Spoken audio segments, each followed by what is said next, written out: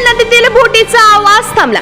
एनडीआरएफच्या चमूने रेती उत्खननासाठी बेकायदेशीररित्या वापरण्यात येणाऱ्या बोटी फोडल्या। NP9 न्यूजने सातत्याने लावून धरला होता अवैधरित्या उत्खननाचा विषय। एनडीआरएफच्या कारवाईनंतरचा NP9 न्यूजचा हा ग्राउंड रिपोर्ट। बोरगाव निस्ताने घाट चालकाने सर्व शासकीय नियम धाब्यावर बसवत फायबर बोट, पोकलँड आणि इतर यंत्रांच्या साहाय्याने अहोरात्र उपसा केल्याने बोरगाव निस्ताने येथील रेती संपल्याने या घाट चालकाने पहिले बोरगाव निस्ताने घाटाला लागून असलेला सलामतपूर आणि नंतर सोनोरा काकडे येथून रेतीचा अवैध उपसा सुरू केला होता। NP9 न्यूजने सुरुवातीपासून या अवैध आणि बेकायदेशीर उत्खननाविरोधात बातम्या प्रकाशित केल्या होत्या। प्रशासनाने याची दखल घेत दिनांक 9 एप्रिल रोजी सोनोरा काकडे येथे ज्या बोटीने रेती काढण्यात येत होती त्या दोन्ही बोटी एनडीआरएफच्या चमूने फोडून जेसीबीच्या साहाय्याने फोडून टाकल्या आहेत आणि या अवैध उत्खननात वापरण्यात येणाऱ्या पोकलँड जप्त करण्यात आले आहे। NP9 न्यूजने घटनास्थळी जाऊन वर्तमान परिस्थितीबद्दल जाणून घेण्याचा प्रयत्न केला असता फायबर बोटीने ज्या डोंगरात रेती भरून ती निर्धारित ठिकाणी नेण्यात येत होती ते डोंगे नदी काठावर बांधलेले असल्याचे आढळले।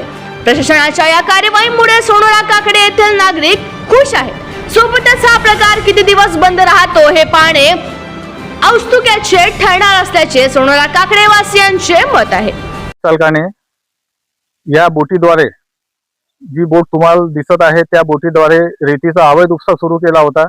वास्तविक पाहता नियमानुसार नदी पात्रातून मनुष्यबळाद्वारेच वाळू उपसा व्हावा ही या शासनाच्या नियम आणि शर्ती असतात, परंतु बोरगाव निस्ताने घाट चालकाने या सगळ्या नियमांना तिलांजली देत फायबर बोट आणि या बोटीद्वारे रेतीचा अवैध उपसा सुरू केला होता। परवाच्या दिवशी वर्धा जिल्हा आणि अमरावती जिल्ह्यातील NRDF च्या टीमने संयुक्तरित्या कारवाई करत या सगळ्या बोटी पकडल्या, त्या जप्त केल्या आणि त्या स्फोटाद्वारे उडवण्यात देखील आल्या आहेत। तुम्ही ते समोर बघू शकता की तिथे तुम्हाला जळलेले अवशेष दिसतील बोटीचे।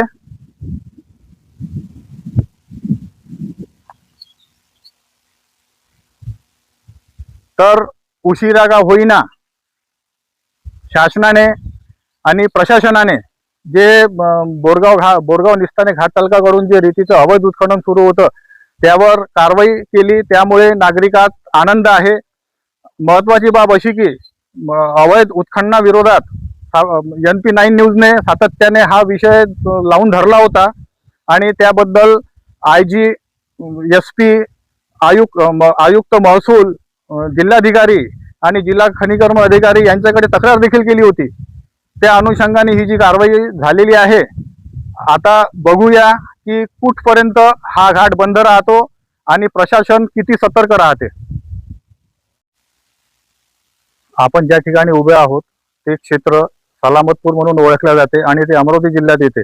आपण माझ्या बाजूला बघू शकता की इथे ज्या बोटी उभ्या आहेत या बोटीत परवाच्या दिवशी NDRFच्या टीमने वर्धा आणि अमरावतीच्या टीमने संयुक्तरित्या कारवाई करत ज्या फायबर बोटीद्वारे रेतीचं अवैध उत्खनन सुरू होतं आणि या बोटीत ते भरून निर्धारित ठिकाणी नेण्यात येत होतं, तर त्या सगळ्या बोटी ऑन द स्पॉट जप्त केल्या आणि त्या नष्ट देखील केल्या NDRFने।